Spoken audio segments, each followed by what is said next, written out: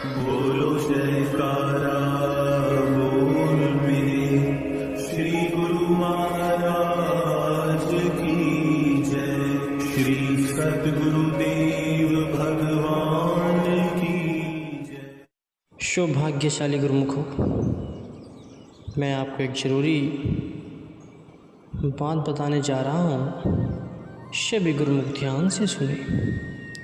श्री आनंदपुर शहर की नींव रखने से पहले श्री आनंदपुर में शरणागत सेवकों तथा जिज्ञासुओं की संख्या अनुमान लगाया जा सकता था, परंतु श्री आनंद सर ने तो दूर व समीप के प्रेमियों के हृदय की तारों को इस प्रकार झंझोर कर दिया कि कोई भी प्रेमी इस सेवा से वंचित रहने को तैयार नहीं था। सबने यथासंभव समय निकालकर इस सेवा में सहर्ष भाग लिया। इस सेवा में कितने नव जिज्ञासु एवं प्रेमियों ने सेवा का सौभाग्य प्राप्त किया, इसका अनुमान लगाना कठिन है। श्री आनंद सर ने भी अपने हृदय पर हृदय श्री सद्गुरुदेव महाराज जी को ऐसा स्थान दिया कि वे यहाँ से मानो हटना ही नहीं चाहते थे। उन्हें यही स्थान उपयुक्त लगा।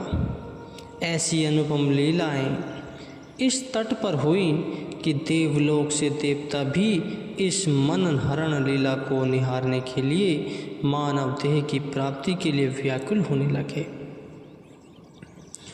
जिन जिन गुरुमुखों, भक्तों, महात्मा व जिज्ञासुओं को इस सेवा का प्रबंधक बनाया गया, उन सब ने मिलकर इस कार्य को प्राणपण से निभाया।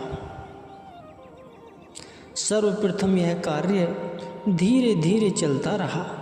इसके साथ साथ कई अन्य कार्य भी हुए। प्रत्येक गुरुमुख जो कि अन्य किसी सेवा पर थे, 1 या 2 घंटे इस सेवा में भाग जरूर लेते थे। कुछ एक जिनकी जिम्मेवारी यही थी कि वे सारा दिन यहाँ पर सेवा करते रहे। इस प्रकार से ऊबड़ खाबड़ टीलों को ट्रैक्टरों द्वारा खोद खोद कर समतल किया जाने लगा। कांटों व झाड़ियों को साफ करवा पत्थर को एक ओर लगा दिया। इस प्रकार से श्री आनंद सर की सेवा की ख्याति दूर दूर तक फैलने लगी। इस श्री सेवा ने समस्त भारत में गुरु सेवा का डंका बजा दिया। भारत के कोने कोने से प्रेमी गुरुमुख इस सेवा में भाग लेने के लिए आए। किसी ने तन से, किसी ने मन से, किसी ने धन से यथाशक्ति इस सेवा में भाग लिया। यह कोई साधारण सेवा नहीं थी। एक तो श्री सद्गुरुदेव महाराज जी की परम पवित्र मौज व प्रसन्नता, और दूसरा महान तीर्थ की सेवा तथा अपने कल्याण के लिए ऐसा सुदुर्लभ सुअवसर, इन सब ने मिलकर प्रेमियों को आकर्षित किया। श्री सद्गुरुदेव महाराज जी ने स्वयं श्री आनंद सर पर दिन में 2-3 बार आते थे और श्री दर्शन से प्रेमियों को कृतार्थ कर भोग प्रसाद भी देते थे। 1954 से 1960 तक धीरे धीरे यह कार्य जोर पकड़ता गया। इसी मध्य में ही एक बोरिंग और श्री परमहंस अद्वैत मंदिर का काम आरंभ हो गया। इसके पश्चात सन 1960 में दीपावली के शुभ अवसर पर श्री सद्गुरुदेव महाराज जी की मौज इसे शीघ्र अतिशीघ्र बनाने की उठी और श्री सद्गुरुदेव महाराज जी ने संपूर्ण संगत के सम्मुख यह श्री प्रवचन कहे कि यह आनंद सरोवर का महान तीर्थ कली काल के पापों को निवारण करने का एक साधन होगा। किसी समय पर इस महान तीर्थ का सर्वप्रथम स्थान होगा। हम चाहते हैं कि महान तीर्थ के स्नान करने का पुण्य अवसर शीघ्र से शीघ्र सबको प्राप्त हो। जितना भी समय इसके बनने में कम लगे उतना ही अच्छा है, ताकि गुरुमुख प्रेमी इसके लाभ से वंचित न रह जाएं और यथाशीघ्र लाभ भी उठा लें। श्री वचनों ने सेवकों तथा गुरुमुखों में नया साहस तथा नई उमंगें भर दी। सभी पूर्ण उत्साह से दिन रात एक करके इस कार्य में जुट गए। सबके सम्मुख उमंगों की एक तरंग लहरा सी रही थी कि कब श्री आनंद सर तैयार हो और हृदय सम्राट श्री सद्गुरुदेव महाराज जी के श्री दर्शन करते हुए इस पावन तीर्थ में मंजन करें।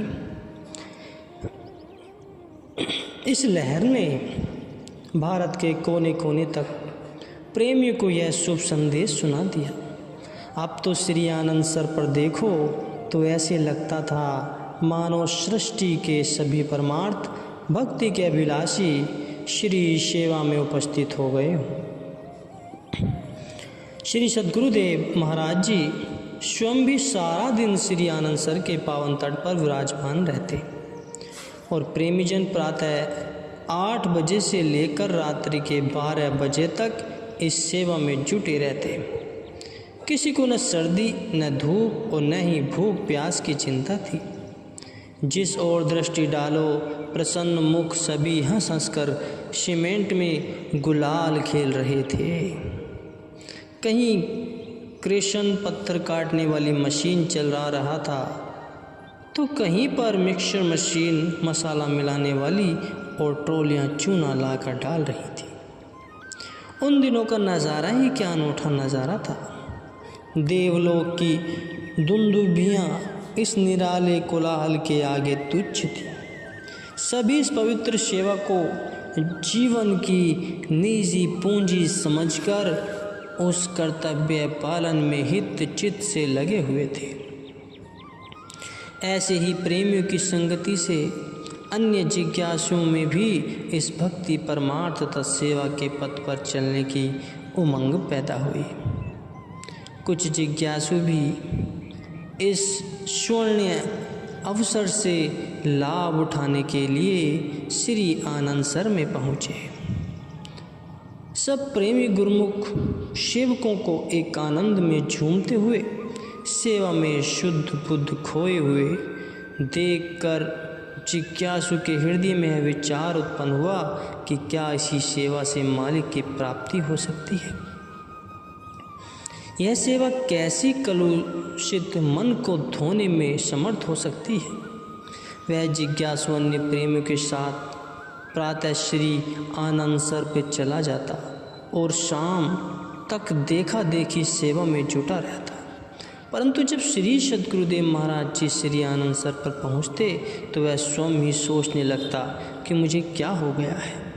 हृदय में अमित उत्साह भर जाता है तथा उनके सम्मुख अपने आप की शुद्धि बुद्धि भूले प्रेम में उन्मुक्त हो सेवा में ऐसा खो जाता हूँ कि हृदय में किसी प्रकार के संकल्प विकल्पों को पैदा होने के लिए समय नहीं मिलता।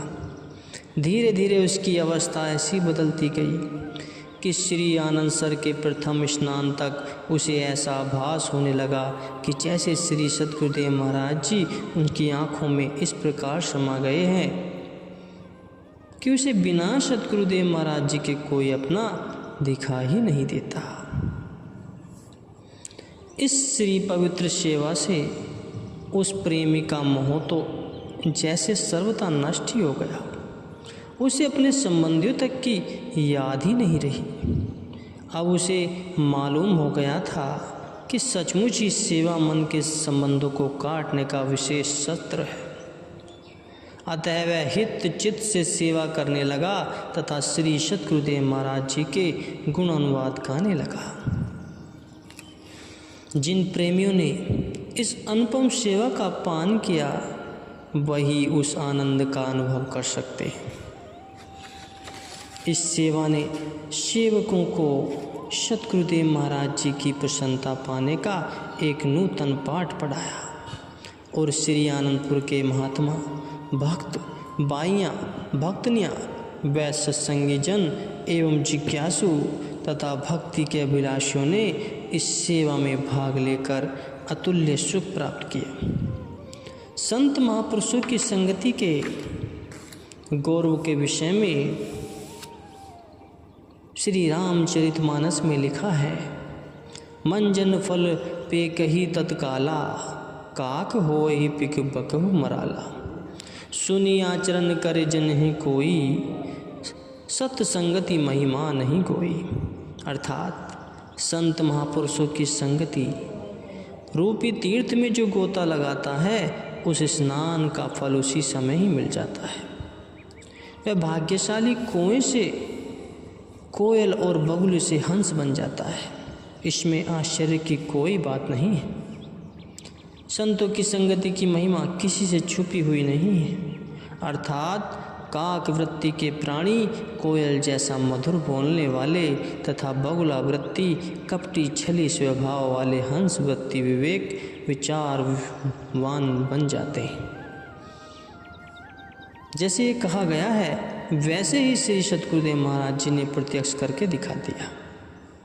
जो प्रेमी तथा जिज्ञासु आपकी पावन संगति में आए, उन्होंने स्वयं इस अमृत को पीकर अपनी मनोदशा का अनुमान लगा लिया। यह तो केवल समय के अनुसार संत महापुरुष जानते हैं कि किस ढंग से किस समय में उद्धार करने का कौन सा साधन है। इसके अनुसार वे उन साधकों को जुटाते हैं और इस कलयुग में गुरु सेवा ही मन की ऐसी औषधि है जिसके सेवन से मन शुद्ध हो जाता है। अतः इसी पावन धारा को श्री सतगुरुदेव महाराज जी ने श्री आनंदपुर तीर्थ धाम की रचना करके जन साधारण के लिए प्रवाहित कर दिया।